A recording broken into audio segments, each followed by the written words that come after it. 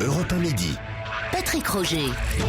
Bonjour et donc bienvenue dans ce nouveau rendez-vous, Europe 1 midi, première partie, ça fait causer, 1 heure ensemble avant le grand journal de midi et demi avec Marion Calais qui nous rejoindra tout à l'heure. Bonjour Julia. Bonjour Patrick, bonjour à tous. Vous nous accompagnez pendant toute cette heure. Alors dans cette émission, nous allons faire ensemble le tour des sujets qui nous concernent, nous fascinent et qui font beaucoup causer. Sommes-nous seuls dans l'univers aujourd'hui? Vertigineux, l'espace, on va vous raconter son histoire ou du moins l'espoir d'en savoir davantage sur ce qui se passe au-dessus de nos têtes. Mars, la recherche de traces de vie. Avec nous pour en débattre ce matin, Alain Sirou tout d'abord, notre consultant scientifique et directeur de la rédaction du magazine Ciel et Espace. Bonjour Alain. Bonjour Patrick, bonjour Julia. Bonjour Alain. Olivier de Goursac, membre de l'association Planète Mars. Bonjour. Bonjour. Et Hervé Cotin, astrochimiste et membre de la Société française d'exobiologie. Bonjour. Nous serons également en ligne tout à l'heure à midi avec Patrick Baudry, spationaute français. Vous aurez aussi une petite surprise dans quelques minutes et puis vous aurez la parole, Julia. Évidemment, vous nous contactez au standard d'Europe 1, c'est le 3921, 34 centimes d'euros la minute si vous avez des questions ou des témoignages peut-être europe1.fr, mais aussi la page Facebook d'Europe 1 midi, Patrick. Et puis, évidemment, donc 3921, la parole, comme vous l'avez dit, Julia, à partir de midi 5, midi 10. N'hésitez Exactement. pas, appelez-nous et restez en ligne avec nous. Europe 1 midi, 11h30, 13h. Patrick Roger. Et comme chaque jour, pour commencer, Sandra Freeman. Bonjour Sandra. Bonjour Patrick, bonjour à tous. Pour nous planter un peu le décor, alors plantons un petit peu les bâtons sur l'espace, sur Mars. Une des planètes, vous Ouais. allez choisir, vous avez choisi Mars. Y a-t-il une vie dans l'univers? Pourquoi est-ce qu'on en cause? Ouais. Ça fait causer. Eh bien, on en cause, Patrick, parce que ça fait rêver. E.T., vous l'entendez, il atterrit encore. Le personnage de Spielberg dans les années 80 nous avait fascinés. Plus généralement, la science-fiction nous a beaucoup inspirés et nous a permis de patienter. Mais maintenant, aux biologistes de nous épater. On veut des preuves, des vrais. Alors, on guette. Et depuis 2 ans, c'est reparti de plus belle. On en cause beaucoup. OVNI dans le ciel des Chinois, puis chez les Américains, soucoupe volante chez les Russes. Comme par hasard, Patrick, si je peux me permettre, ceux qui repéreraient des traces sont les pays pour qui la conquête spatiale est un enjeu géostratégique fondamental. Quelles heureuses coïncidences. Enfin bref, de toute manière, on cherche. Sur Saturne, on vient de trouver qu'un satellite de Saturne pourrait posséder une forme de vie. Sur Mars, c'est ce qui vous intéresse principalement, Patrick, je le sens, depuis 2 semaines. Le robot Curiosity, envoyé par les Américains, se promène sur Mars. D'accord, ce n'est pas le premier, mais il a envoyé des photos très belles et certaines photos passionnantes, dont une série dans laquelle les plus convaincus auraient repéré l'apparition d'un ovni. Patrick. Et puis, si on ne trouve pas, c'est pas grave. On ira ailleurs, on ira explorer d'autres centaines de planètes qu'il y a dans l'univers. Voyez Patrick, c'est ça, une petite balade sur Mars et ça repart. Ça apporte au moins quelques étoiles dans la tête et c'est peut-être ça la solution à la crise. C'est sans doute pour ça qu'on en cause. Bah oui, ça nous fait rêver, ça nous change un petit peu. Merci Sandra, vous reviendrez tout à l'heure, juste après les titres de midi. Europe 1 midi, 11h30, 13h. Patrick Roger. Nous avons la tête vers les étoiles aujourd'hui, Patrick Roger, avec vos invités sur Europe 1. Oui, et j'en vois déjà qui se disent, mais il a annoncé une surprise, on n'est pas en ligne avec un extraterrestre tout à l'heure. Non, on ne sera pas en ligne avec un extraterrestre, en revanche, on sera quand même en ligne avec quelqu'un qui traque les extraterrestres, les sons, les bruits, les images dans l'espace. C'est complètement passionnant, hein. Vous l'entendrez, il sera avec nous tout à l'heure dans une dizaine de minutes. Alors commençons par l'aventure martienne, et je me tourne vers Alain Sirou pour savoir, c'est vrai qu'on a envoyé ce petit robot, Curiosity, il y a donc maintenant près d'un mois. Oui. C'était assez fabuleux. Ce moment, c'est 7 minutes de terreur, disaient les Américains, pour qu'il y ait le bon atterrissage. Dans le sens de la formule. Oui, absolument. Oui. Alors, qu'est-ce qu'il nous a déjà envoyé, Curiosity? Alors, d'abord, je dirais que on est en train de découvrir un paysage tout à fait extraordinaire. C'est-à-dire que c'est vraiment un envoyé spécial qui, tous les matins, en tout cas dès qu'on allume son ordinateur, nous donne des informations et des visions d'une planète, je dirais, qui est tout à fait originale, qui est Mars, qui est une planète qui a une histoire qui nous intéresse profondément, et c'est ce pourquoi Curiosity est là. Curiosity, c'est quand même le premier robot qui a la taille d'une voiture. Donc c'est un robot aussi qui est, je dirais, mu par une énergie presque illimitée, puisqu'il a un système de fonctionnement avec du plutonium, donc il n'a pas besoin d'énergie solaire. Et on sait qu'il va se déplacer comme une voiture à 6 roues, excusez-moi, mais c'est comme ça. Dans un paysage où il y a d'anciennes traces, en tout cas d'eau qui a coulé, en particulier des argiles, et ces traces, je dirais, vont nous intéresser pour aller regarder qu'est-ce qu'il y a dedans. Mais ce qu'il faut comprendre, c'est que Mars n'a pas toujours été une planète déserte. Elle a eu, je dirais, une époque où il y avait de l'eau qui coulait, où elle avait une atmosphère. C'est ce qu'on suppose à partir des premiers échantillons qu'on avait eu déjà des précédentes missions. Exactement. C'est pour ça qu'on s'est posé là. On s'est posé dans un endroit où on espère pouvoir trouver finalement des traces d'une histoire qui s'est passée il y a presque 4 milliards d'années, à l'époque où Mars avait, je dirais, les mêmes conditions que la Terre, c'est-à-dire une atmosphère, de l'eau qui coulait, et peut-être que il y a 3,8, 4 milliards d'années, ce qui s'est passé sur Terre, c'est-à-dire l'apparition de la vie, c'est peut-être passé sur Mars, c'est là l'enjeu. Oui, Olivier de Goursac, je vous vois déjà réagir à ce que dit Alain Sirou. C'est vrai qu'il y a des ressemblances avec la Terre et c'est ce qu'on est en train de chercher, parti peut-être à la recherche des clés de la vie. Ouais, c'est-à-dire que Mars, comme disait Alain, en fait, elle est un peu trop petite pour nous encore. C'est la moins moche des planètes qu'on a le plus proche de nous. Voilà. On parlera des autres après. Voilà, parce qu'effectivement, elle ressemble à une petite Terre, mais qui a vieilli et assez vite, qui est un monde froid, avec mais par contre, il y a plein d'eau partout. Hein, il y a de la glace partout qu'on trouve. Mais c'est vrai, c'est ce qu'on a de plus intéressant, le plus proche de nous. Après, il faudrait aller près d'autres étoiles et trouver des planètes de la taille de la Terre qui tournent autour d'autres étoiles. Il y avait des simulations qui avaient été faites. Il y a une vingtaine d'années. Qu'est-ce qui serait passé si une planète de la taille de la Terre tournait sur l'orbite de Mars? En fait, elle serait un monde avec des océans encore et une atmosphère assez épaisse. La malchance de Mars, c'est qu'elle soit trop petite. Oui, alors là, je m'adresse à l'astrochimiste Hervé Cotin. Ça veut dire qu'il peut y avoir de la matière organique et donc de la vie. Il aurait pu y avoir de la vie, un moment ou un autre peut-être. Oui, alors là, on est une forme de vie. Oui, Curiosity, en fait, c'est une étape dans la recherche de la vie sur Mars. Alors, au début, dans les années 70, la NASA a cherché un peu à griller les étapes puisqu'elle avait envoyé une sonde Viking qui cherchait la vie. Et comme dit Michel Cabane, qui est l'un des scientifiques français qui travaille sur le robot Curiosity, on avait mis en quelque sorte un sandwich à la surface de Mars. Et pour voir s'il se faisait manger par des bactéries martiennes, ça n'avait pas fonctionné. Alors au début des années 2000, les rovers américains, les petits rovers étaient un peu des rovers géologues qui cherchaient à montrer qu'il y avait bien eu de l'eau à l'état liquide sur Mars. Et c'est important parce que de l'eau, il y en a partout dans l'univers. De l'eau à l'état liquide, il y en a... Il y en a partout. Partout, oui, de l'eau vapeur, de l'eau glace, il y en a partout. Mais de l'eau liquide, c'est une des particularités, une des singularités de la Terre. Et on s'est rendu compte en regardant les roches qui sont présentes sur Mars qu'on a trouvé des environnements, des endroits où il y a des roches qui ne se forment qu'en présence de liquide. Alors c'était il y a peut-être 3-4 milliards d'années, c'était dans un passé très lointain, Mars a vieilli très vite parce que c'est une petite planète, mais on sait qu'il y a eu de l'eau liquide. Donc maintenant, Curiosity est un robot chimiste qui va chercher des traces de matière organique et essayer de voir si justement cette combinaison d'eau à l'état liquide et de matière organique a pu produire de la vie sur cette planète. J'aimerais, Hervé de Goursac, qu'on revienne un instant quand même sur Mars. Pourquoi aussi Mars, la planète rouge, fascine autant? Peut-être parce que, dit-on, elle est la plus accessible aujourd'hui. Pourquoi plus Mars qu'une autre, quoi, hein? Elle n'est pas très loin, finalement. Enfin, pas très loin, les 57 millions de kilomètres. 57 millions de kilomètres au plus près. Bon, pour l'atteindre, on fait une courbe plus grande. On est en moyenne, et il faut dire que c'est 9 mois de trajectoire, on va dire, pour être économe. Ouais. Voilà. Bon, donc on y est rapidement. En plus, pour s'y poser, c'est relativement facile, sauf les derniers centaines de mètres où il faut freiner parce que le parachute ça sert pas assez. Mais disons qu'on on a des techniques maintenant pour s'y poser. Voilà. Ouais. Vous voulez dire que les Américains nous ont un peu effrayés avec leurs 7 minutes de terreur tout à l'heure, alors que finalement c'est facile, on peut se poser facilement là-bas. Là, on peut se poser. Non. Disons que c'est toujours les 100 derniers mètres qui sont les plus difficiles. Après, on choisit ce qu'on s'y pose. Soit on se pose avec des rétrofusées, soit on se pose avec des airbags, c'est un gros cocon qui va rebondir à la surface, soit on se pose avec la fameuse grue volante de la dernière mission. Oui, Alain Sirou, pour terminer peut-être sur Curiosity en tant que tel, on va se pencher sur les traces de vie. C'est 2 ans de recherche, c'est ça? Alors, c'est 2 ans initiés.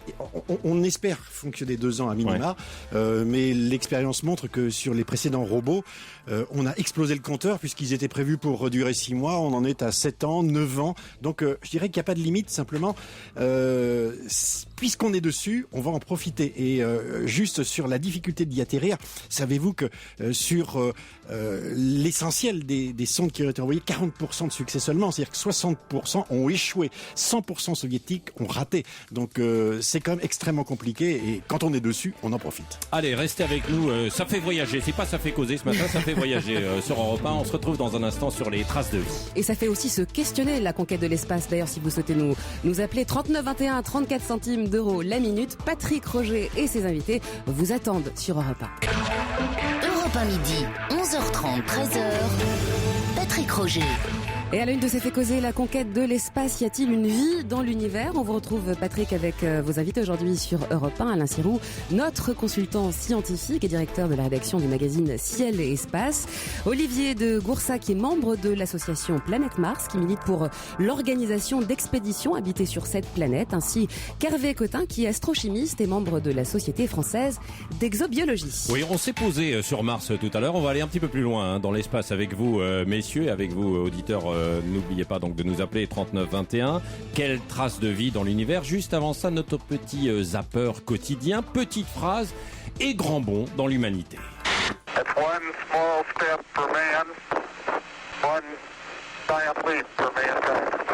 Un trésor. Voici ce que représente la découverte de cette planète pour les astronomes. Les températures y sont comprises entre 0 et 40 degrés. Elle est donc habitable. 8 mois d'attente depuis le décollage du robot Curiosity et un atterrissage sur Mars qui s'est déroulé exactement comme prévu. C'est incroyable, mais incroyable. Il y avait des étapes techniques très compliquées qu'on n'avait jamais expérimentées et ça a marché. C'est énorme. Aucune loi physique n'interdit de penser qu'une civilisation peut être d'1 million d'années plus évoluée que la nôtre puisse atteindre la Terre. À de nombreuses occasions au cours de notre histoire, les extraterrestres auraient même, dit-on, laissé des preuves incontestables de leur passage, objets et messages qui vont des pyramides au cercle de culture. Ça fait toujours frissonner quand on entend ces sons et quand on voit aussi la diffusion sur les chaînes de télévision de toutes ces images qui nous parviennent de l'au-delà. On entendait cette petite référence avec des extraterrestres. Alors c'est ce qu'on recherche avec vous, messieurs, des traces de vie dans l'univers. Qui veut commencer? Olivier de Coursac.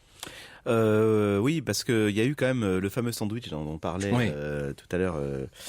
Notre interlocuteur, effectivement, c'est intéressant, Hervé Cotin, voilà. C'était une façon de parler, mais c'est vrai qu'il y a eu 3 expériences biologiques qui ont été tentées sur Mars, et globalement, la NASA a été très ennuyée des résultats. Il y en a une qui a dit non, très clairement, il n'y a pas de vie sur Mars, une deuxième qui a dit peut-être, et la troisième qui a dit oui, il y a de la vie sur Mars.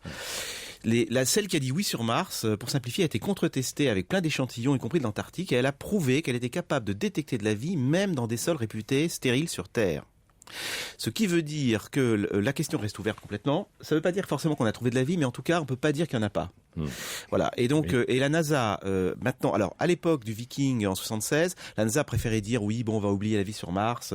Effectivement, comme ça a été dit tout à l'heure, on a fait plutôt de la géologie. Mais maintenant, tout ressort, parce qu'entre-temps, on a beaucoup plus de manières d'analyser tous ces résultats. Et la NASA est confrontée à un problème, c'est que plus on avance dans le temps, plus il faut résoudre cette question, y a-t-il de la vie sur Mars? Ouais. Hervé Cotin, alors vous travaillez sur l'exobiologie. Dites-nous d'ailleurs d'un mot de quoi il s'agit, l'exobiologie, puisque on est en plein cœur du sujet là. Oui, donc l'exobiologie, c'est la science qui étudie à la fois la vie dans l'univers, essayer de savoir s'il y a des extraterrestres, mais aussi parce que pour partir dans une certaine direction dans cette étude, l'origine de la vie sur la Terre.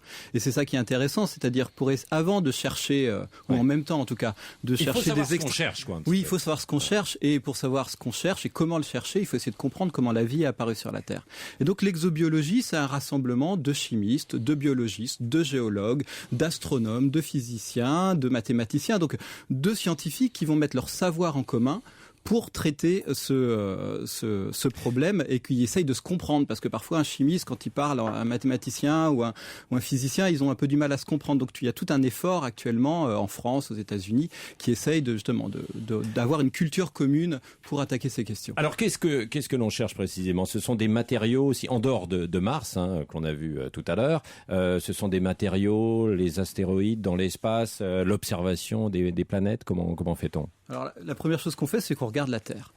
Quelles sont les traces de vie qu'on laisse, que la vie terrestre laisse? Alors la première chose, c'est on envoie des ondes Et donc il y a tout le programme d'écoute SETI pour savoir s'il y aurait des civilisations. On va y revenir dans un instant, oui. Bon, d'accord. L'autre chose qu'on cherche aussi, c'est les conditions. Dans quelles conditions sont apparues la vie? Donc eau liquide, matière organique. Donc on va chercher des lieux dans le système solaire où il y a eu coexistence, comme Mars.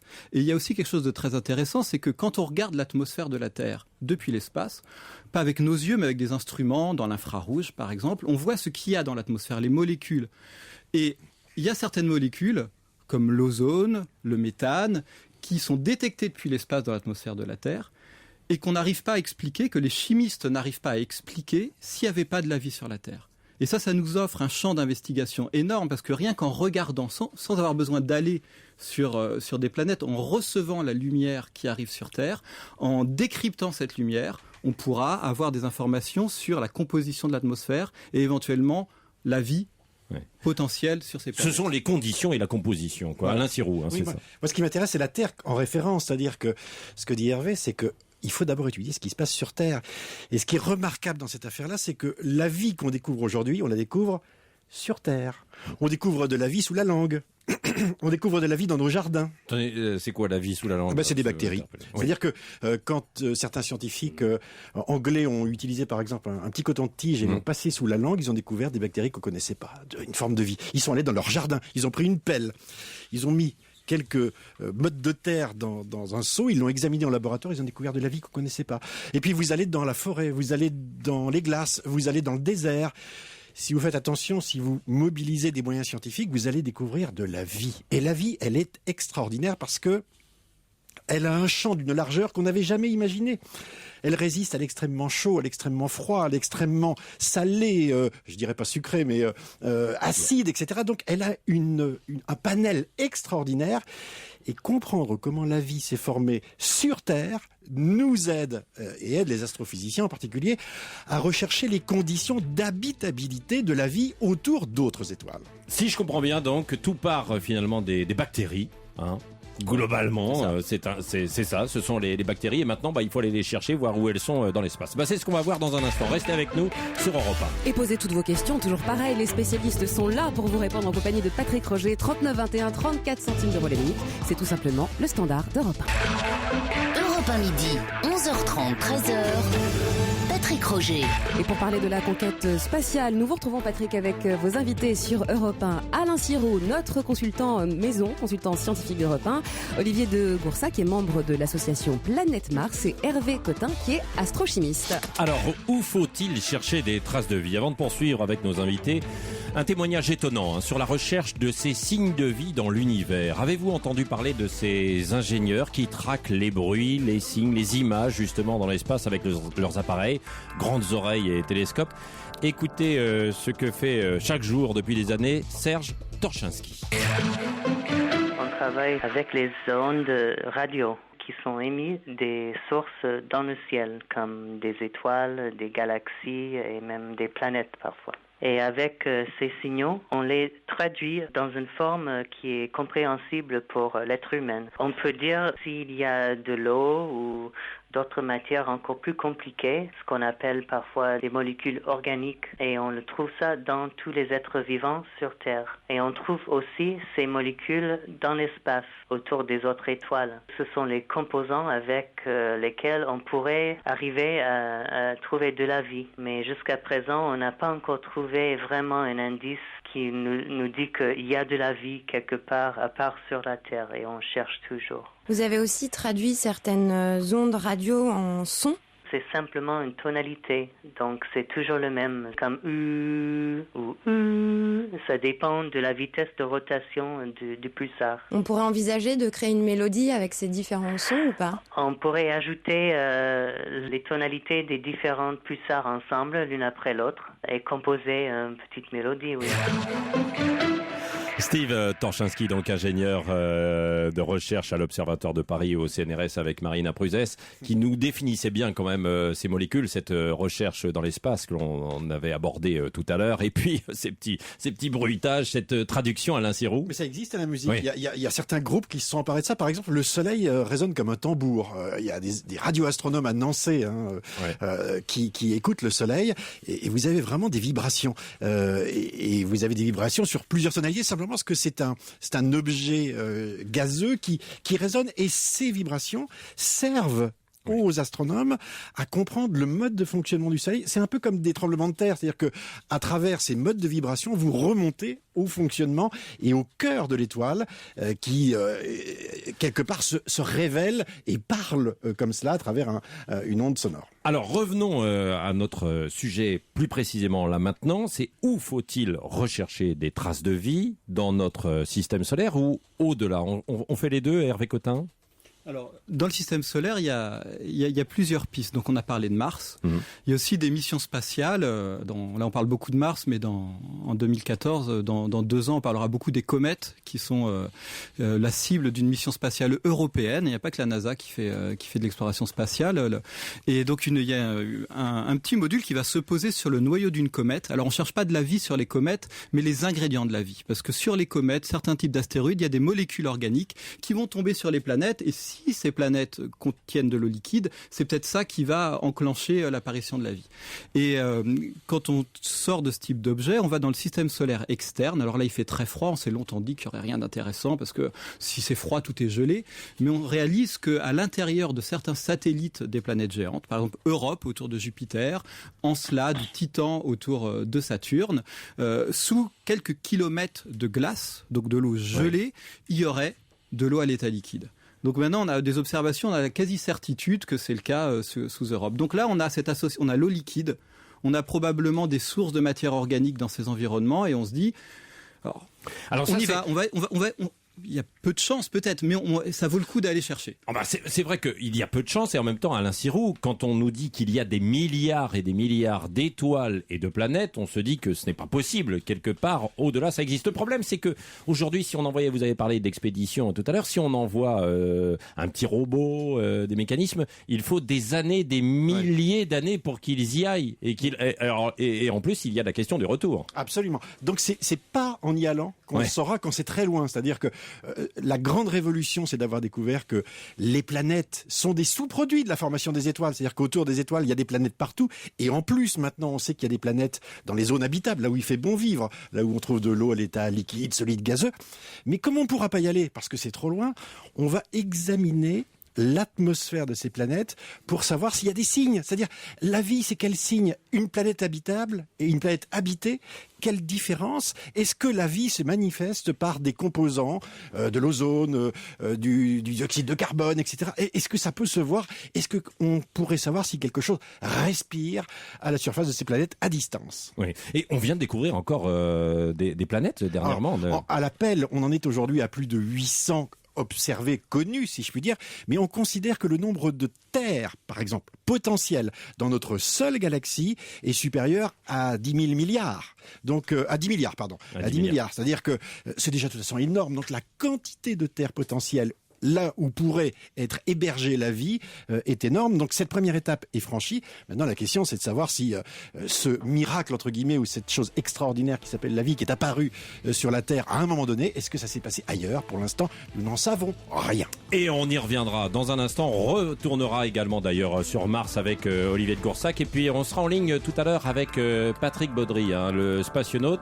On parlera des expériences et des potentielles expériences en tout cas de vols habités, notamment sur Mars, et puis est-ce qu'il faut retourner sur la Lune, est-ce que ça a vraiment un sens?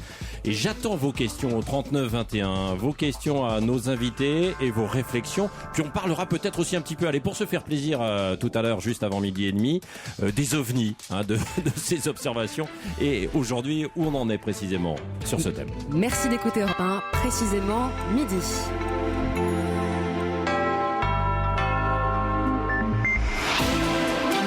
Europe 1 midi. Les titres de l'actualité avec Marion Calais et vous Patrick Roger. Oui, Marion qui nous a en effet rejoint. Bonjour. Bonjour Patrick. Pour bonjour les à titres tous. que l'on développera donc tout à l'heure à 12h30, et dans une demi-heure on s'intéressera d'abord à votre pouvoir d'achat. Avec cette question d'abord, les prix de l'essence ont-ils vraiment baissé? Nous serons en direct avec le responsable du site carbeo.com pour faire le point. Et dans votre panier de courses, quelle évolution pour les prix des fruits et légumes? On s'appuiera sur l'étude annuelle de Famille Rurale. Cet été, ces produits ont coûté plus cher, beaucoup plus cher même pour certains. L'actualité de ce mercredi, c'est aussi la présentation au Conseil des ministres du dispositif des emplois d'avenir. Qui en profitera pendant combien de temps? Les explications dans le journal. On vous dira tout ça et on ira aussi à l'Elysée justement. Après le Conseil des ministres, le gouvernement réaffirme son intention de faire adopter un texte sur le non-cumul des mandats. Une fuite d'ergol, le carburant des fumées, puis une réaction en chaîne. Nouveau scénario pour expliquer l'explosion de l'usine AZF. Oui, et une nouvelle rumeur. Nous serons en direct donc dans le journal de midi et demi avec le directeur de la publication qui a dévoilé cette nouvelle expertise. À suivre aussi le gouvernement qui drague les patrons après leur avoir tapé sur les doigts. 10 ministres attendus à l'université d'été du MEDEF jusqu'à vendredi. Et puis on parlera sport. Lille joue ce soir pour une place en Ligue des Champions. Didier Deschamps dévoile lui dans 2 heures sa liste pour les éliminatoires du Mondial 2014. Et ma chère Marion, comme il n'y a pas que le foot dans la vie, on parlera aussi des Jeux paralympiques qui débutent à Londres. On retrouvera en direct l'emblématique Jean-Claude Perrin, le coach. Et puis je vous rappelle ce nouveau rendez-vous un peu avant 13h. Vos questions sur le répondeur d'Europe 1 au 39 21 et les réponses de nos experts et spécialistes. Merci Marion, à tout à l'heure, à midi également, à midi et demi. Donc un point complet sur la météo avec vous Valérie Darmon. Mais d'abord, la tendance est attention aux orages. Tout à fait Patrick, ils vont être nombreux, violents et durer jusqu'à demain sur le sud et sur l'est du pays. C'est entre l'est de l'Auvergne et le Lyonnais qu'ils devraient cogner le plus fort cet après-midi. Il pourrait tomber jusqu'à 50 mm en moins d'une heure. 50 mm de pluie sur le Languedoc-Roussillon, l'est de Midi-Pyrénées, mais aussi en vallée du Rhône. Ces orages qui s'accompagnent aussi de chutes de grêle et de fortes rafales de vent pouvant aller jusqu'à 90 km/h. Début de l'événement orageux prévu en milieu d'après-midi. Merci, on reparle de tout ça Valérie Darmon à midi et demi dans le Grand Journal avec Marion Calais.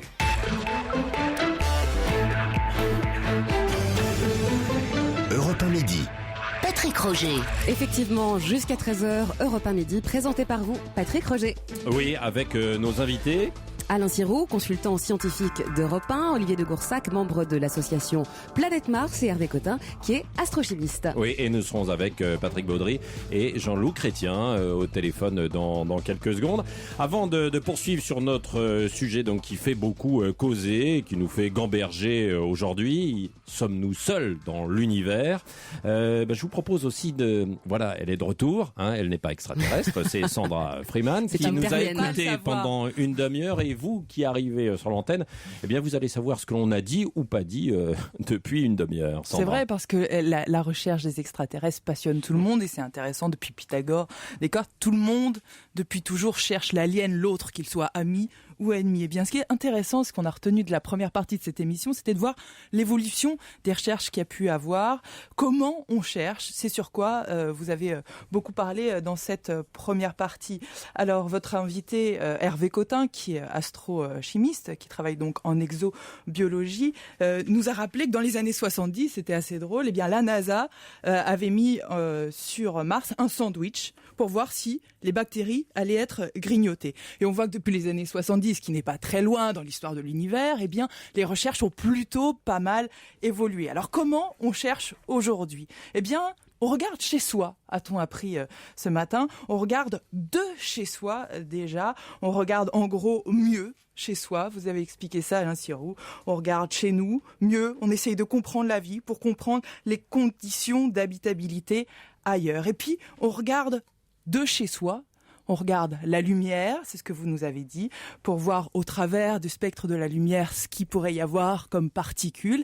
Et puis, on écoute. Donc, on essaye de s'éveiller un petit peu, quoi. On regarde mieux, on écoute mieux, on entend des ondes. C'est ce que disait le témoignage de Steve Torchinski, qui est ingénieur de recherche à l'Observatoire de Paris et au CNRS. On écoute les ondes, des ondes radio, et avec des signaux, on les traduit. Et même vous, Alain Sirou, vous avez dit que le soleil faisait un bruit absolument magnifique de tambour. En gros, ça fait quand même rêver. Donc, on continue à chercher. Puis, un emballement pour Curiosity. Vous êtes revenu là-dessus.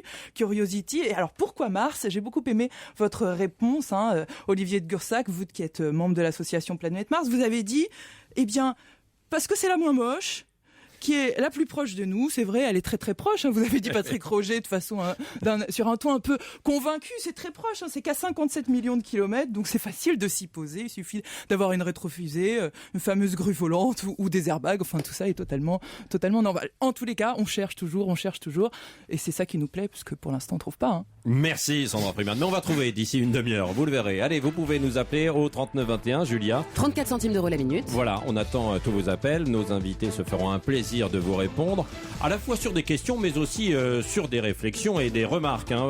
J'ai notamment cette question qui nous vient de Patricia sur Internet, qui me dit, je me pose une petite question là, quand même, depuis un petit bout de temps. Quand on cherche des traces de vie ailleurs, on cherche toujours nos critères propres à nous, êtres humains, alors qu'il faut peut-être chercher autre chose. Olivier de Gorsac, vous voulez réagir? Alors, c'est vrai que les gens peuvent être déçus quand on regarde. C'est vrai que les gens peuvent être déçus quand on regarde les images de Mars. Il n'y a pas d'hortensia sur Mars. C'est très très clair. Par contre, il y a peut-être des choses quand on grappille dessous qu'on va découvrir. Donc il faut pas rester sur la première impression d'un désert, parce que sous le désert, et ça on le sait, ça Alain Sirou qui a fait des expéditions connaît bien ça aussi. Dans la presse, il a bien couvert les sujets. C'est dans le désert d'Atacama, puis Alain pourra nous en parler. On a découvert des choses surprenantes alors qu'on pensait que c'était absolument stérile. C'est-à-dire en deux mots, Alain? C'est-à-dire que la vie se cache pas, mais en même temps, je dirais qu'il faut savoir ce qu'on cherche pour la trouver. Et la question de votre auditrice est intéressante, c'est-à-dire que on va plutôt chercher ce qu'on connaît, parce que je dirais c'est le comportement de ce que l'on connaît. Pourquoi chercher quelque chose d'exotique alors que pour l'instant la question c'est d'essayer de savoir si on trouve quelque chose qui nous ressemble. Alors il y a un côté effectivement anthropocentrique, c'est vrai, pourquoi chercher ce qui nous ressemble? Je dirais parce que c'est sans doute aussi, c'est ce que l'on pense, ce qui a permis à la vie de se développer, c'est-à-dire des conditions de température, de l'eau liquide qui favorise justement la possibilité pour les molécules de se rencontrer, etc. Une certaine stabilité. Donc, allons chercher ce que nous pensons être le plus courant, qui nous ressemble, entre guillemets, alors nous, c'est-à-dire ce qui vit sur Terre, et puis l'exotisme, ça en fait partie, c'est une possibilité, mais c'est pas ce qu'on va chercher en priorité. Oui. Avant de poursuivre peut-être sur ce thème tout à l'heure, revenons à des choses peut-être plus pragmatiques et plus proches de nous, pour reprendre ce que disait Olivier de Gorsac tout à l'heure, c'est-à-dire Mars, et puis la Lune. Faut-il envoyer de nouveau des hommes dans l'espace ou se limiter aux robots? C'est une des questions d'ailleurs. Et puis, est-ce qu'il faut retourner sur la Lune ou sur Mars? Nous sommes en ligne avec Jean-Loup Chrétien et Patrick Baudry. Bonjour. Bonjour. Tous les deux spationautes. Est-ce que vous êtes convaincus de cette question justement, qu'il faut retourner sur la Lune ou alors aller sur la planète Mars avec un vol habité? Je ne comprends même pas qu'on se pose la question. C'est une évidence. Ouais. Partout où nous pouvons aller, où l'homme peut aller, il ira. Et c'est aussi simple que cela. Ceux qui disent ça sont vraiment ou d'une autre planète ou résolument tournés vers le passé. Sur Mars, on trouvera des réponses à des questions fondamentales que l'on se pose sur la vie. Je comprends tout à fait que la NASA ayant laissé un sandwich, d'ailleurs entre parenthèses, les Martiens ne s'y soient pas intéressés parce qu'ils ont peut-être plus de goût que nous. Ouais. Il faut se poser la question. Mais non, plus sérieusement, à partir du moment où Mars existe, qu'elle est là et qu'elle excite notre curiosité parce qu'on y trouvera la réponse à beaucoup de questions fondamentales, on ira sur Mars. C'est aussi simple que ça. Et ce n'est pas parce que aujourd'hui on est dans cette espèce d'obsession sécuritaire de coûts. Les coûts sont élevés parce qu'aujourd'hui on a confié ces missions à des agences qui dépensent un argent considérable très souvent pour des problèmes qui n'en sont pas vraiment. Quand il faut y aller, prendre toutes les précautions, mesurer tous les risques et vaincre. C'est ce qu'ont fait les Américains avec Apollo, c'est ce qu'ont fait les Russes avec Gagarine en 61.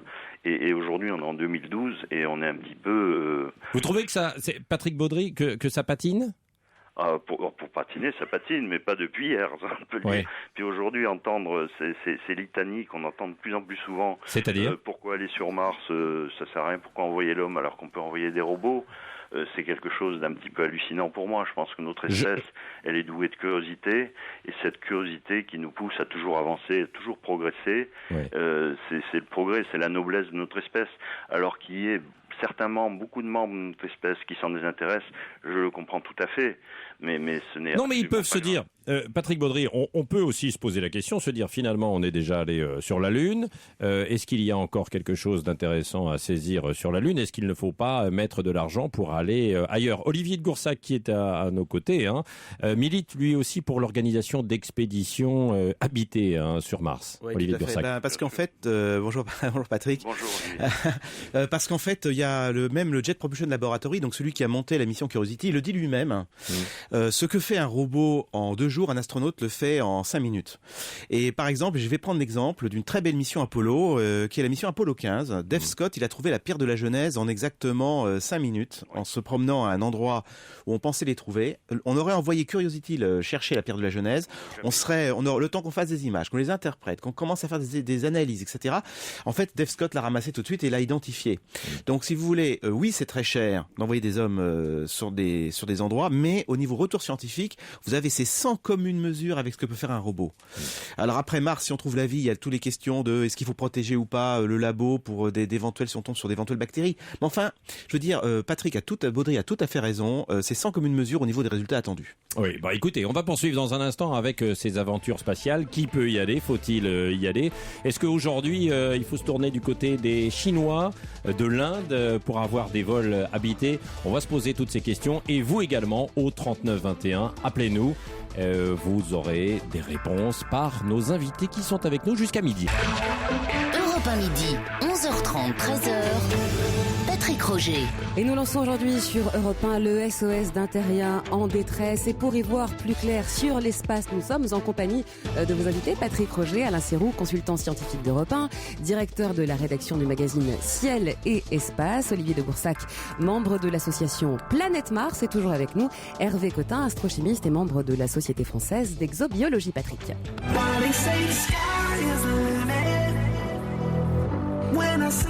Oui, non, mais ça peut surprendre, mais c'est parce que c'est de la musique qu'on envoie également effectivement dans l'espace, dans les robots.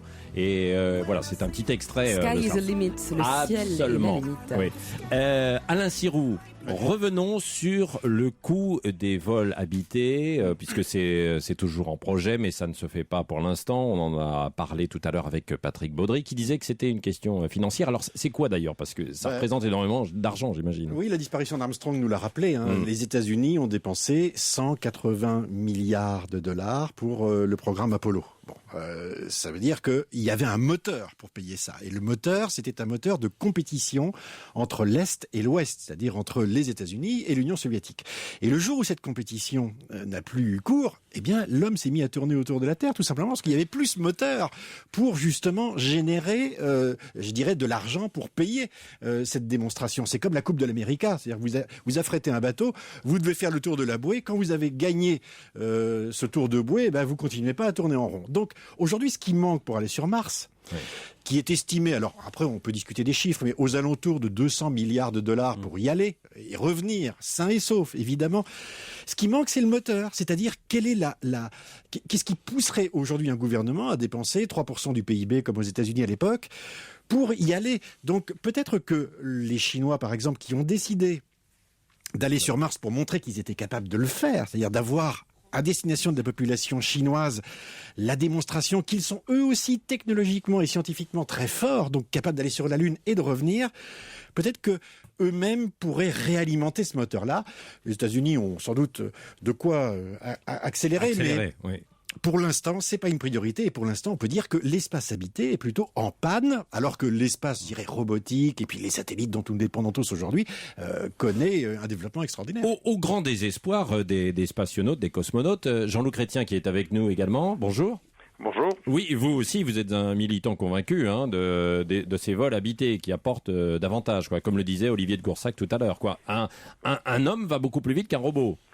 Tout à fait. On n'a pas encore atteint, et je pense qu'on ne l'atteindra pas avant longtemps, l'intelligence des robots. On emploie toutefois ce terme, mais c'est un mauvais terme. Les robots ne sont pas intelligents. Et on peut y glisser des programmes qui essaient de fonctionner suffisamment correctement pour que l'homme soit satisfait, mais ce n'est pas une question d'intelligence. Et croyez-moi, c'est ce que disait Patrick tout à l'heure, ce qu'on disait avant cette intervention. S'il n'y avait pas l'idée d'envoyer des hommes, des humains dans l'espace, continuer cette exploration de la troisième dimension de plus en plus loin, nous n'aurions pas non plus de robots. Ouais. On envoie des robots actuellement uniquement parce qu'on a en tête d'y envoyer des hommes plus tard. C'est dans nos gènes. Le gène de l'exploration fait partie des gènes de l'être humain. Et c'est une question de survie. Dès l'instant de notre conception, nous devenons des mortels. Et à l'autre bout, il y a la fin de notre parcours. Et l'être vivant, dès cet instant, contient le gène de l'exploration. Le nouveau-né est un explorateur, il cherche pour survivre, oui. Et l'être humain, toute sa vie, cherche pour survivre. Olivier de Goursac. Ouais, de toute façon, je vais conforter ce que dit Jean-Loup. On pourra jamais faire mieux que les robots. On pourra jamais faire un robot pourra jamais faire mieux que l'homme, parce que la NASA a fait des simulations. C'est très simple. À partir de 5 millions de lignes de code pour un programme informatique, il y a 50% de chances qu'il se plante. Ouais. À 10 millions de lignes de code pour un programme informatique, il se plante, c'est sûr. Donc en fait, il faut mener de front les deux, quoi. C'est-à-dire l'envoi de robots dans l'espace sans retour peut-être sur la Terre. On les envoie très loin. Robots pas trop compliqués. Pas trop compliqué pour que ça marche. Ouais, enfin perfectionné quand même. Hein. Oui, mais pas trop compliqué, parce que si c'est trop compliqué, c'est pas réparable et la mission peut planter. Ouais, voilà. Hervé Cotin. Oui, je voulais juste ajouter un commentaire. Je pense pas qu'il faut forcément systématiquement opposer l'exploration robotique et l'exploration humaine. Il y a un formidable moteur effectivement de découverte qui pousse les hommes à explorer. Mais par exemple, pour aller sur Titan, il faut 4-5 ans de voyage. Pour aller sur une comète, parfois il faut 10 ans de voyage. Aller trouver les astronautes qui seraient d'accord pour faire cette épopée, et il y a des choses à faire, il y a des choses à apprendre sur ces objets. Donc l'exploration humaine, la Lune, Mars, sur Vénus, à mon avis, ça sera très difficile à cause des conditions. Donc c'est pas forcément l'un contre l'autre, c'est l'un et l'autre. L'un et l'autre voilà. Qui sont, c'est indissociable. Alors pour ça, il faut un moteur, ce que disait Alain tout à l'heure. On parlait des Chinois, il y a l'Inde. La France et l'Europe se situent où aujourd'hui ?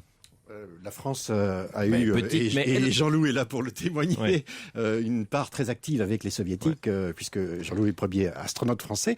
Les Européens n'ont pas, je veux dire, le vol habité autonome, c'est-à-dire qu'ils sont en coopération avec les Américains, avec les Russes. Le problème a été un problème de facture. On a eu un projet qui s'appelait Hermès, qui était une navette spatiale avec un laboratoire, Columbus, etc. Le problème, c'est que quand on a présenté la facture aux dirigeants européens, ils ont dit non, trop cher. Donc il y a un mur de verre qui n'a pas été franchi en France. Par contre, il existe des technologies spatiales. On connaît Ariane Espace, on connaît ses succès, on connaît... Vous voulez dire que donc la France est toujours performante ? Oui, mais sur le vol habité en coopération. Hervé Cotin, et puis on va poursuivre. Oui, pour l'exploration, il faut savoir, par exemple, dans Curiosity, donc on dit que c'est un robot de la NASA, il y a des participations françaises très importantes, et l'un des instruments qui fait des analyses en tirant au laser sur les roches, ou un autre instrument qui s'appelle SAM, qui va analyser les roches martiennes et voir s'il y a de la matière organique. Ces deux instruments ont été en partie faits en France. Donc les scientifiques français sont pas leaders des missions, mais sont investis dans la construction des instruments, surtout grâce au CNES, qui est l'agence spatiale. Allez, on revient dans un instant sur les traces de vie avec vos questions au 39 21. Vous êtes nombreux à nous appeler et à faire part de vos réflexions également par Internet. Europe 1 midi, 11h30, 13h. Patrick Roger. La conquête de l'espace, ça fait causer. Nous sommes toujours en compagnie de vos invités. Patrick Alain Sirou, consultant scientifique d'Europe 1, Olivier de Goursac, membre de l'association Planète Mars, Hervé Cotin, astrochimiste, et Richard, un auditeur qui nous a contacté au 39 21, le standard d'Europe 1. Oui, Richard, bonjour. Oui, bonjour monsieur, bonjour Julien. Voilà, j'avais une petite question concernant la vie. La vie, et pourquoi cherche-t-on toujours des traces organiques ? Est-ce qu'il est possible d'avoir d'autres traces que des traces organiques pour la vie dans l'espace ou même sur Terre ? Oui. Hervé Cotin va vous répondre. Alors, la dernière partie de la question est intéressante, même sur Terre. Non, pour l'instant, sur Terre, on n'a rien trouvé d'autre que la vie basée sur de la matière organique. Et c'est vrai, alors il faut avoir cette conscience, c'est que on prend la vie terrestre comme modèle pour avoir un guide. Et à la fois c'est un biais, mais c'est un peu comme cette histoire de la personne qui cherche sa clé au beau milieu de la rue sous un lampadaire alors qu'elle est tombée sous un porche, parce qu'il cherche au moins où il y a de la lumière, et c'est Le plus probable, c'est quelque chose qui nous permet d'avancer, de faire des expériences, de concevoir des instruments capables de détecter des traces de vie basées sur le carbone. Si on imagine quelque chose de complètement exotique, on ne saurait pas quoi chercher. Alors il faut avoir conscience que peut-être on passe à côté de quelque chose, mais au moins on a un champ immense déjà à investiguer. Vous pensiez à quoi, Richard? Vous êtes toujours en ligne avec nous? Justement, j'aurais pas posé cette question, mais une forme d'intelligence, pourquoi pas dans des minerais, le fer ou je sais pas. Enfin, je suis pas encore allé dans l'espace malheureusement. Mais... Hervé Cotin, oui. Alors déjà, quand on cherche la vie, alors ce sera peut-être un petit peu décevant, on pense aux petits hommes verts, mais peut-être qu'on trouvera, ça sera des petites bactéries vertes, hein, ça sera une vie déjà qui nous semblera très primitive, et chercher une intelligence extraterrestre, ça serait extraordinaire, bien sûr, mais c'est un cap qui est encore bien loin de ce qu'on peut envisager, détecter pour l'instant. Alors, et si ça arrivait, il y a cette question de Marie. Marie, bonjour. Bonjour. Vous nous appelez de Toulouse. Allez-y, posez votre question. Oui. Voilà, c'est vrai que ça fait rêver, s'imaginer qu'on va découvrir de la vie ailleurs, mais ça soulève, je trouve, des questions éthiques très graves. C'est-à-dire qu'est-ce qu'on va faire une fois qu'on va la trouver, cette vie, que ce soit des bactéries ou que ce soit une vie plus évoluée. On se rappelle ce qu'ont fait les conquistadors, ou une pollution qu'on pourrait apporter dans un développement écologique. Enfin, voilà, ça soulève plein de questions, et y a-t-on réfléchi, certainement, mais où est-ce qu'on en est? Oui, Marie, Alain Sirou va vous répondre directement. Pour moi, il y a deux réponses. La première, c'est que ça répondrait à une question, je dirais, philosophique, peut-être religieuse ou en tout cas métaphysique, c'est « sommes-nous seuls dans l'univers ?» Si on répond déjà à la question de « il existe de la vie ailleurs », c'est un pas extraordinaire qui est franchi, c'est que nous ne sommes plus, entre guillemets, seuls. On ne regarde plus l'univers avec, je dirais, cette obscure froideur qui est que nous sommes les seuls gagnants du loto. Quelque part, ça prend du sens. Et la seconde chose, tout dépend de la distance à laquelle se trouve cette découverte. C'est-à-dire, si on est dans le système solaire, c'est différent de quelque chose qui apparaîtrait, en tout cas qui serait détecté à très grande distance, comme des exoplanètes à 50, 1000, 2000 années-lumière, voire plus loin. C'est-à-dire que là, on ne pourrait pas y accéder et on ne saurait pas, je dirais, ce qu'est cette vie, entre guillemets. N'oubliez pas que sur Terre, pendant des milliards d'années, ce sont des algues bleues qui ont vécu. Et puis après, ça a été des plantes, et puis ça a été des forêts. Donc on ne saura pas, je dirais, à distance, si c'est de la forêt qui respire, ou si c'est des dinosaures, ou une civilisation. En tout cas, au niveau des institutions mondiales, on y réfléchit, puisque je crois qu'à l'ONU, il y a eu une mission, si on avait la découverte d'une Terre, pour prendre tout ça en charge, Olivier de Goursac, hein. Oui, c'est-à-dire qu'on sait, on a une espèce de protocole, on va dire, mais enfin qui est un protocole qui sera forcément battu en brèche. Et puis il y a même des scientifiques, de toute façon, qui disent attention, à force d'envoyer des messages dans l'espace, que on émet aussi des messages dans l'espace. Un jour, on peut attirer l'attention d'une race d'extraterrestres hostiles. Il y a eu un film basé là-dessus qui s'appelle Battleship. Je sais pas pour certains qui l'ont vu. C'est exactement ça. Finalement, ils débarquent et pas très aimables et avec des idées plein la tête. Et nous, ils aiment pas beaucoup. Et c'est l'ONU donc qui est chargée dans cette réflexion de mener des négociations, s'il y avait des négociations, et une réflexion éthique. Mais la question de Marie est fascinante. C'est vrai que ça peut débarquer du jour au lendemain, sait-on jamais. Alain Sirou, vous aviez d'ailleurs, vous me disiez tout à l'heure hors micro, je pense qu'on fait partie de la génération qui saura. Oui, parce que cette question, qui est une question qui a été posée, je dirais, il y a plus de 4 siècles, et qui est une question, je dirais, qui est légitime quand on regarde le ciel et qu'on sait que ce sont des étoiles dans l'univers. On se pose la question de savoir s'il y a quelque chose de... Nous faisons partie de la génération qui saura, vraisemblablement dans les décennies qui viennent, si quelque chose respire ailleurs, ou en tout cas, on devrait pouvoir, grâce aux instruments qui sont développés aujourd'hui, observer dans le futur des exoplanètes et leur atmosphère, et lire dans ces atmosphères s'il y a des signes d'activité biologique. Et ça sera quand même une révolution. Allez, une question de Gilles, la dernière. Bonjour Gilles. Oui, bonjour. Oui, je voudrais poser une question qui peut être une question de Candide, mais au sujet du coût de la recherche et de l'exploration planétaire et extraterrestre. Au lieu que les États, chacun de leur côté, essaient de réaliser ces vols ou ces recherches, est-ce qu'il, comme ça concerne l'humanité en général, et qu'il n'y a pas de concurrence en la matière, pourquoi ces fonds-là ne seraient pas mutualisés? Par exemple, je dis quelque chose comme l'ONU, et qu'il y aurait une recherche mondiale qui serait faite sur ce sujet-là. Oui, Gilles, Olivier de Goursac va vous répondre. Écoutez, pour poursuivre ce que disait Alain Sirou, c'est pas si cher que ça le spatial, quand même. Il faut quand même regarder un peu les chiffres. La mission, je vais partir d'une chose très simple, la mission Mars Pathfinder qui avait posé son petit robot à roulettes en 1997. Elle coûtait 197 millions de dollars et c'était moins cher que le film Waterworld avec Kevin Costner qui avait coûté 220 millions de dollars. Quand vous regardez le chiffre de la mission Curiosity qui est 2,5 milliards de dollars, qui semble énorme, mais c'est moins cher qu'une super production d'une série télé américaine avec 40 épisodes. Donc il faut aussi voir qu'est-ce que l'humanité veut. Qu'est-ce qu'elle préfère? Regarder une série culte à la télévision, c'est certes utile, je suis d'accord. Ou alors faire des missions vers la planète, c'est pas si cher que ça. Non mais Gilles, il va dans ce sens-là, il dit il faut tout mutualiser, quoi. Oui. Alors, Alain Sirou. Sur le principe, il a raison. Dans la réalité, on a montré que le moteur du financement, c'était la compétition. Donc ça, c'est vraiment quelque chose qui est acquis, puisqu'on voit l'homme tourner autour de la Terre sans qu'il y ait de nouveaux moteurs. Et la deuxième chose, c'est qu'il faut savoir qu'en science, les résultats sont partagés. C'est-à-dire que à partir du moment où il y a une découverte, elle est diffusée, je dirais, largement dans le grand public, et en tout cas dans la communauté scientifique. Dernier mot très court d'Hervé Cotin, vous vouliez conclure? Cette intégration, elle se fait progressivement au niveau de l'Europe. Déjà, les pays européens collaborent au sein de l'Agence spatiale européenne pour envoyer des missions très ambitieuses. Merci messieurs d'avoir répondu à toutes ces interrogations et ces questions. Et moi je retiendrai une chose quand même, c'est la conclusion tout à l'heure d'Alain Sirou, c'est que on saura, notre génération saura s'il y a une vie quelque part ailleurs, si nous sommes seuls ou non dans l'univers. Merci messieurs pour cette passionnante émission. On se retrouvera demain et vous avez la parole au 3921 également. On se retrouvera demain, on parlera d'une autre question tout aussi passionnante, le mariage. Ah, vaste débat.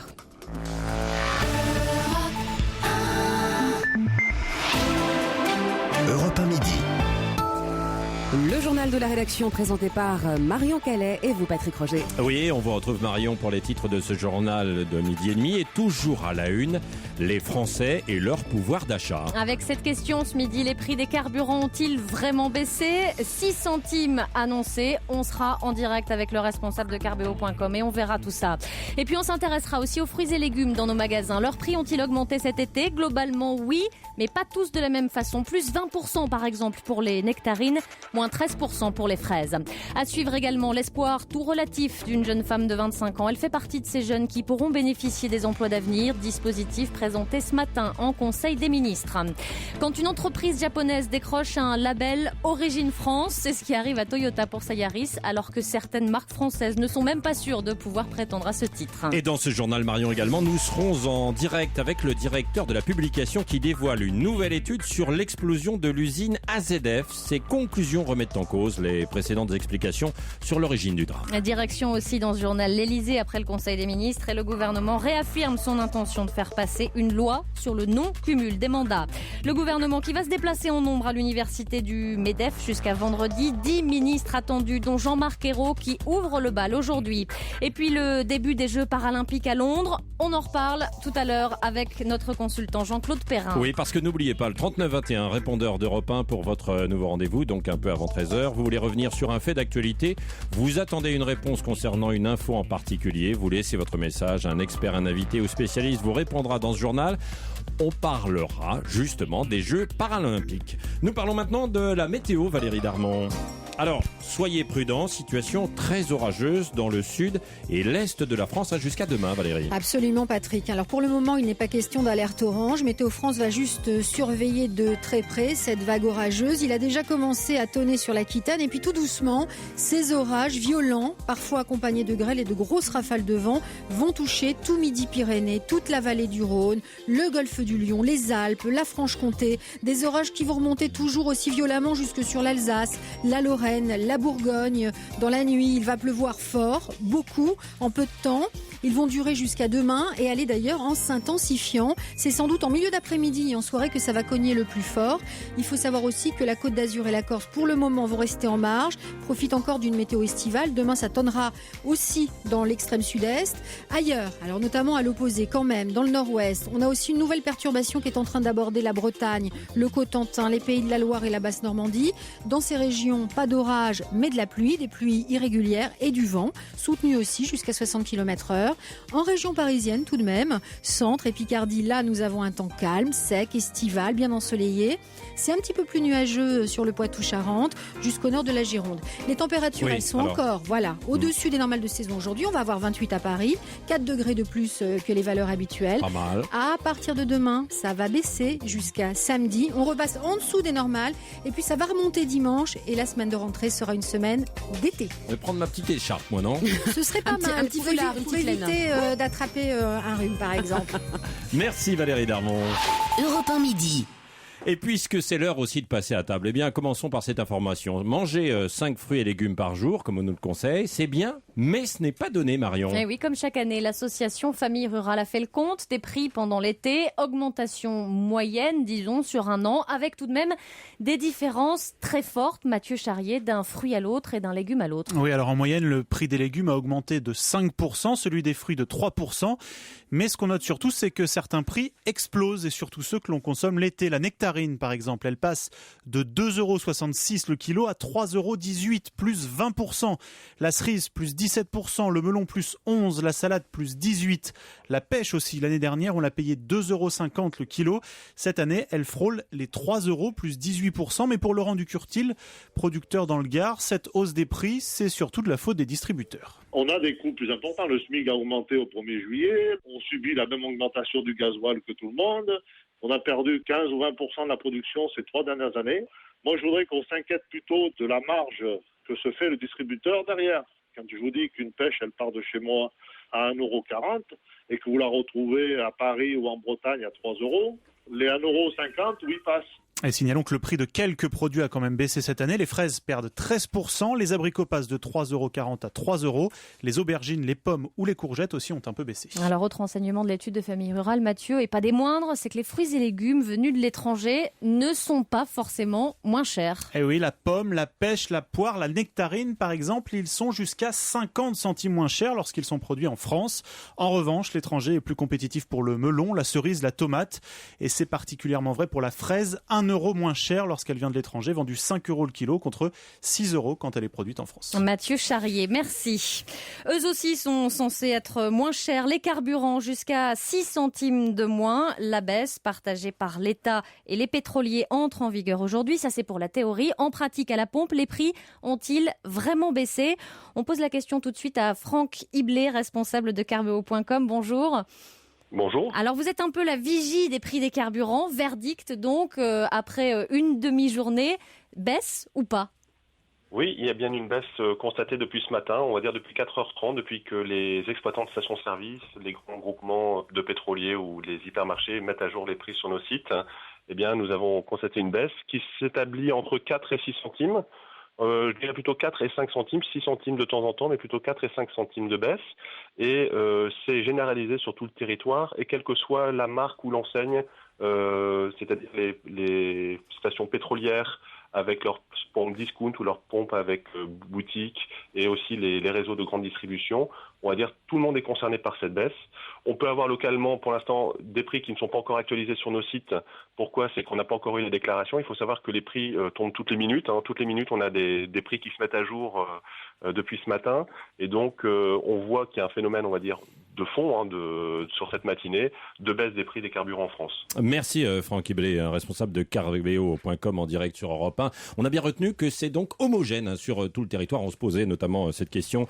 Et je vous rappelle que sur europe1.fr, vous trouverez les tarifs des stations près de chez vous. C'est la mesure phare du gouvernement pour lutter contre le chômage des jeunes. Fin juillet, ils étaient 470 000 de moins de 25 ans inscrits à Pôle emploi, plus 7% sur un an. Pour sortir ces jeunes de l'impasse, le gouvernement a présenté ce matin au Conseil des ministres le texte sur les emplois d'avenir. 150 000 créés d'ici 2014. Honnêtement, Olivier Samin, vous allez nous détailler la mesure, mais ça fait quand même beaucoup penser aux emplois jeunes de Lionel Jospin il y a 15 ans. Ah oui, c'est clairement la même philosophie des emplois financés en grande partie par l'État pour permettre à des jeunes qui n'ont pas de diplôme ou qui en ont mais qui n'arrivent pas à intégrer le circuit du travail de reprendre pied dans des associations, des collectivités locales, des écoles, des collèges, des lycées, en exerçant des métiers qui répondent à des besoins que le secteur privé ne couvre pas vraiment. Alors Olivier Samin, vous êtes en ce moment, vous, au ministère du Travail. Alors, quelle forme, j'imagine que vous avez le détail, quelle forme vont prendre ces emplois d'avenir ? Eh bien, ces emplois d'avenir, ce sera des CDD ou des CDI financés à 75% par l'État pendant une période de 1 à 3 ans. Ça coûtera quand même 1,5 milliard d'euros par an au budget de l'État. La cible, ce sont les jeunes de 16 à 25 ans sans qualification ou peu qualifiés, prioritairement des jeunes qui habitent dans les zones urbaines sensibles ou dans les zones rurales enclavées. Des emplois dans quel domaine ? Eh bien, les filières vertes, les services à la personne, le développement numérique, essentiellement dans le public ou le secteur associatif, on l'a dit, mais aussi sous certaines conditions et avec une aide de l'État moins élevée dans le secteur privé, les PME. Et autre cible, Olivier, pour ces emplois d'avenir, ce sont les jeunes qui se destinent à l'enseignement. Oui, parmi les 150 000 emplois d'avenir qui seront créés d'ici à 2014, 18 000 seront réservés à des étudiants boursiers qui se destinent au métier de l'enseignement, mais qui ne peuvent pas le faire faute de moyens. Alors ils travailleront à mi-temps dans les établissements scolaires, ce qui leur permettra le reste du temps de poursuivre leurs études et de préparer les concours d'enseignants. Olivier Samin, merci, en direct donc du ministère du Travail pour Europe 1. Oui, et Marion. Et les jeunes concernés, alors que pensent-ils de ces emplois d'avenir ? Eh bien souvent ils attendent de voir, comme Jamila, 25 ans, cette jeune maman a dû enchaîner les formations, mais 7 ans après la sortie de l'école, elle n'a travaillé en tout et pour tout que 3 mois. J'en arrive à faire des formations pour être rémunérée, pour avoir de quoi survivre avec 2 enfants.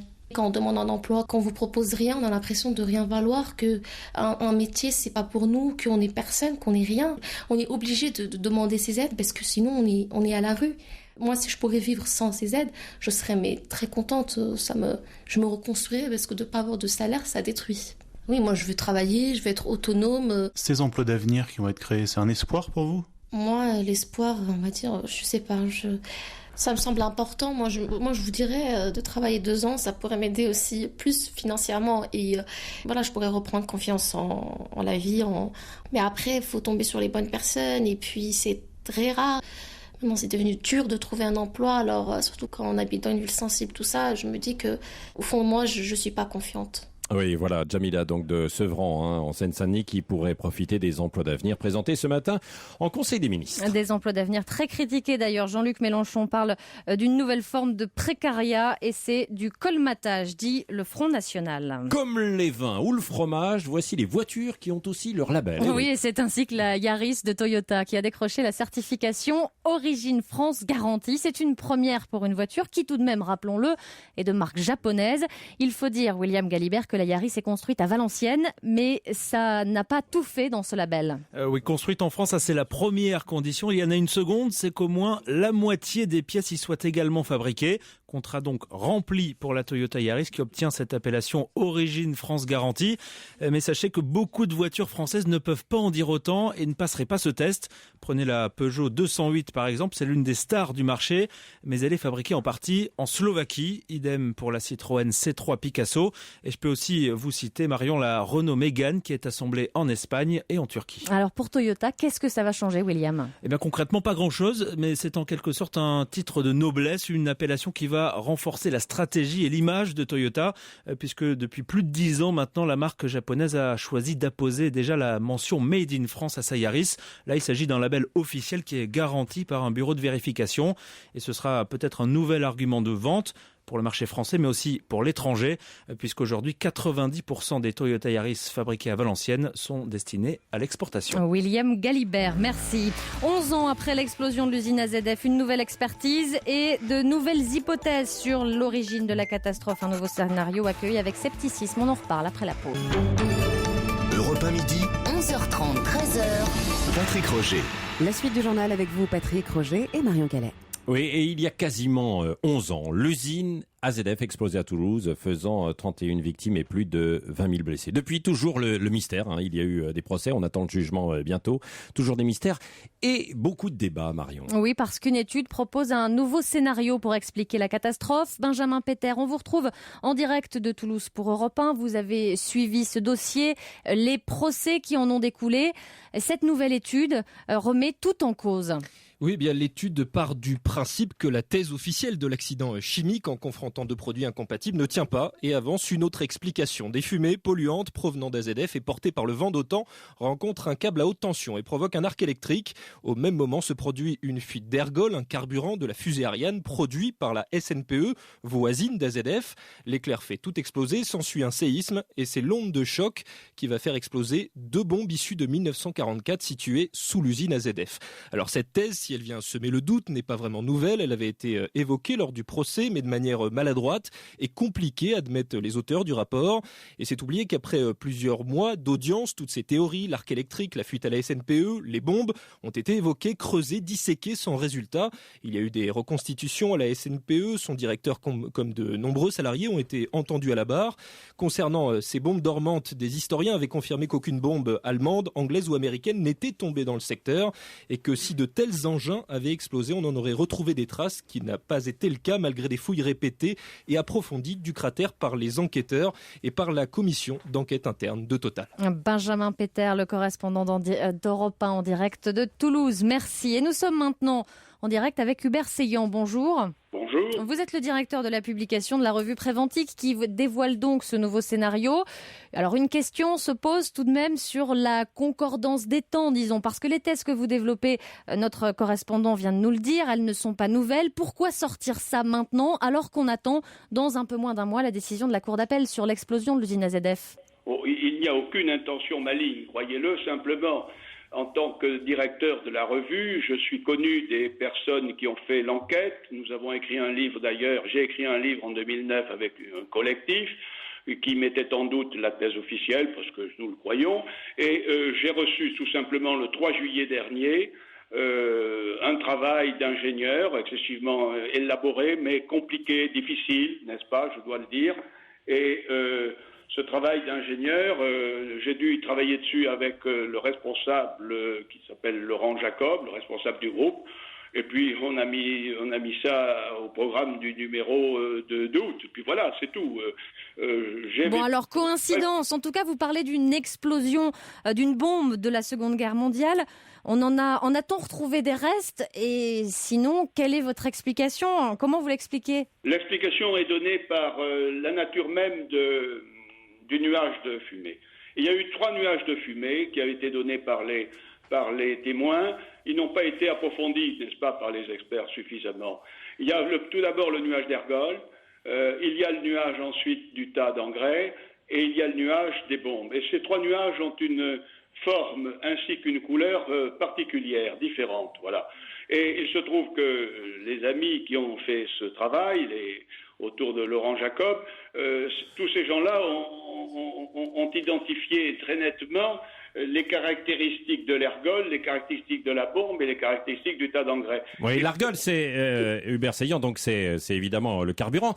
Tout de même, on se pose beaucoup de questions. Pourquoi vous sortez ça maintenant, hein? Votre groupe Préventique travaille dans le management du risque et on voit sur votre site internet que vous avez assuré une formation pour des salariés de Total et que vous travaillez notamment pour LAC. On peut s'interroger quand même sur le lien que vous avez avec Total, qui est accusé.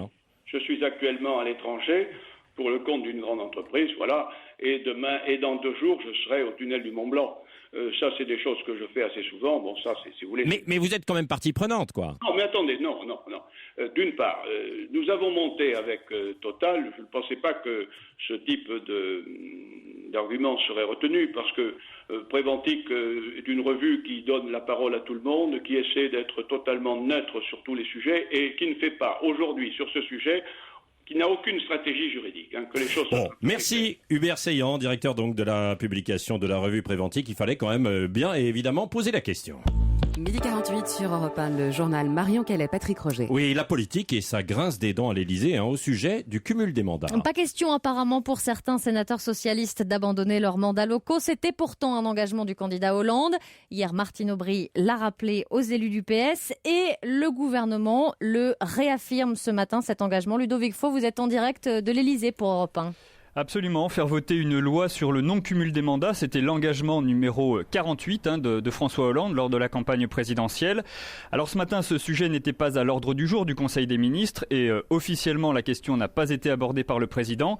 Mais dans la cour de l'Élysée, le ministre des Relations avec le Parlement a réaffirmé que cet engagement serait bien tenu. Écoutez Alain Vidalis à la sortie du Conseil des ministres. Les engagements qui ont été pris par le président de la République seront tenus. Le calendrier qui est aujourd'hui prévisible, c'est un texte de loi, un projet avant la fin de l'année pour un examen dans le premier semestre 2013 et donc une application en 2014. C'est important pour les Français, je crois, c'est que cet engagement fort du président de la République sera tenu, qu'il y aura un texte de loi et qu'on aboutira à la remise en cause de cette spécificité française sur le cumul des mandats. Bon, une loi sera donc bien votée. Reste maintenant à savoir quel sera le contenu de cette loi. Apparemment, les sénateurs pourraient obtenir un régime de non-cumul moins draconien que celui des députés. Tout ça confirme en tout cas que certains parlementaires socialistes ne veulent pas démissionner de leur mandat exécutif local dès le mois prochain, comme ils s'y étaient pourtant engagés, c'est-à-dire avant même que la loi soit votée. Au final, la sortie de François Rebsamen a donc semé une belle pagaille et je peux vous dire que si l'Élysée s'est bien gardé de réagir, eh bien l'entourage du chef de l'État est très sévère avec le sénateur maire de Dijon. C'est une erreur, une faute de comportement, confiait hier un proche du président.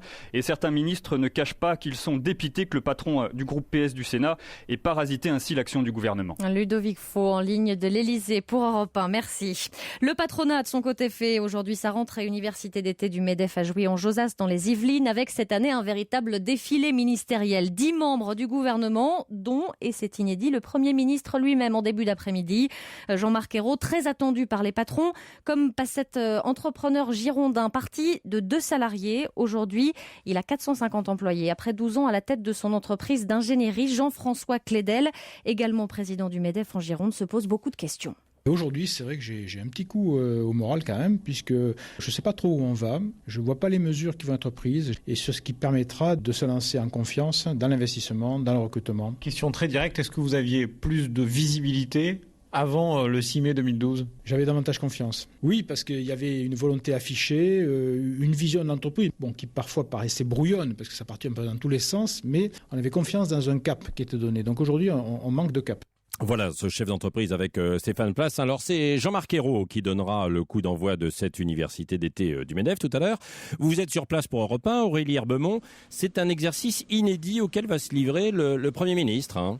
Oui, car c'est une première de voir ici un chef de gouvernement à la rentrée du MEDEF. C'est clairement un signe en direction du patronat, d'autant qu'il y aura, vous le disiez tout à l'heure Marion, un défilé de ministres qui participeront à des tables rondes aux intitulés inventifs. Je vous en donne quelques-uns. Choc, entre choc et par choc, les imbrications de notre monde, où il sera question du commerce extérieur en berne de la France ou encore la conquête de l'air, AIRE, pour le développement durable. Et donc dans une heure et demie, c'est Jean-Marc Ayrault qui ouvrira les débats. L'idée pour l'exécutif, c'est de montrer que les patrons ne sont pas les ennemis de la gauche, car le redressement du pays passe par eux, martèle-t-on en chœur à Matignon et à l'Élysée. Le Premier ministre devrait donc jouer l'apaisement en louant l'esprit d'entreprise, un moyen de faire passer en douceur les sujets qui fâchent, comme la fiscalité sur les entreprises qui devrait augmenter, car si le gouvernement veut afficher sa confiance à l'égard des patrons, il a aussi des exigences. On compte sur eux pour l'emploi, explique un ministre. Et Laurence Parisot pourra répondre très vite à Jean-Marc Ayrault, car c'est la patronne du MEDEF qui succédera au Premier ministre à la tribune. Aurélie Herbemont en direct de Jouy-en-Josas. Cette question à présent, un magasin a-t-il le droit de refuser un gros billet ? C'est vrai qu'on n'a pas souvent, Patrick, 500 ou 200 euros en poche, mais tout de même, la question se pose après la plainte déposée par le client d'un supermarché discount de Belfort, un retraité qui en fin de semaine dernière n'a pas pu payer parce que son billet n'était pas accepté, Martin Choteau. Oui, c'était un billet de 200 euros et la caissière n'a rien voulu entendre sous prétexte qu'une petite affiche mentionnait à l'entrée du magasin le refus systématique des billets de grosse coupure, 200 et 500 euros. Ces petites affiches, vous voyez peut-être de quoi je parle, on en voit un peu partout en France à l'entrée d'un bon nombre de commerces finalement. Alors des petites affiches, mais Martin, est-ce qu'on a le droit, les magasins ont-ils le droit de refuser de ces grosses coupures ? Eh bien non, Marion, la loi dit que le fait de refuser les billets de banque selon leur valeur est puni d'une amende qui peut aller jusqu'à 150 euros, mais le commerçant a tout de même quelques recours, quelques motifs de refus de billets, et dans ce cas précis à Belfort, il y a du pour et du contre, comme nous l'explique Nicolas Godefroy de l'UFC Que Choisir. Sur les cryptos, le magasin est clairement en tort, parce qu'il n'a pas le droit de refuser des billets en circulation. Par contre, il avait tout à fait la possibilité de refuser le paiement de 200 euros dès lors que l'achat était bien inférieur. Et c'est là où le consommateur est un peu en tort, puisque il a l'obligation, si le magasin le demande, de faire l'appoint. Et donc voilà, si vous êtes confronté à ce genre de problème, le commerçant peut vous demander l'appoint et le justifier par un manque de monnaie dans son tiroir caisse, par exemple. Il peut aussi refuser le billet s'il doute de son authenticité. Et là, vous n'avez aucun recours possible. Martin Choteau. Oui, désolé, je n'ai que 10 €. Un nouveau programme et nouvelle polémique à cause des grandes absences dans les manuels d'histoire géo. Particulièrement, Patrick, dans les livres de 3e. La plupart des éditions n'évoquent même pas le rôle du maréchal Pétain dans la bataille de Verdun. Vous avez pu d'ailleurs vous-même le constater, Arthur Mbaché. Oui, regardez, dans ce manuel, par exemple, 2 pages sur la bataille de Verdun, je vous le passe. Ouais. Et pas un mot sur l'artisan de la victoire, Philippe Pétain. Pourquoi le maréchal a-t-il disparu ? Instruction ministérielle, répond Delphine Dourlet, chef des sciences humaines aux éditions Nathan. Ça n'est pas une impasse, dit-elle. Ah non, on ne fait pas d'impasse, on suit le programme officiel. Par exemple, dans cette Première Guerre mondiale, il faut aussi étudier la Révolution russe. Et là, on nous précise que l'étude s'appuie sur la présentation de personnages, dont Lénine, mais on ne nous dit pas, pour la Première Guerre mondiale, qu'il faut étudier Pétain. Et sur la guerre en France, alors le programme dit quoi ? En fait, d'après les nouvelles directives, il faut étudier 14-18 sous l'angle de la guerre totale, de la violence de masse. Les grands hommes, les grands chefs militaires, c'est dépassé, c'est de l'histoire version 3e République, estime le grand patron de l'histoire géo au ministère de l'Éducation nationale, Laurent Wirth. Dans les programmes, on a intégré les acquis. On ne fait plus de l'histoire militaire à la papa. Ça, c'est fini. Mais alors, qu'est-ce qu'il faut faire ? Est-ce qu'il faut que des programmes scolaires restent à l'écart des progrès de l'historiographie et de la recherche historique ? Si c'est ça, il faut le dire, c'est complètement ringard. C'est quelque chose, moi, qui me semble relever d'une espèce de théorie du complot. L'Éducation nationale a décidé d'évacuer Pétain des programmes. Il faut arrêter avec tous ces fantasmes. Les professeurs ne sont pas des imbéciles, ajoute le doyen de l'inspection générale. Ils savent bien que c'est impossible de comprendre la popularité du Pétain de 40, le régime de Vichy, la collaboration, sans connaître le Pétain victorieux de la Grande Guerre. Arthur Mbaché, restez avec nous dans un instant, les Jeux paralympiques. Europe 1 midi, 11h30, 13h. Patrick Roger.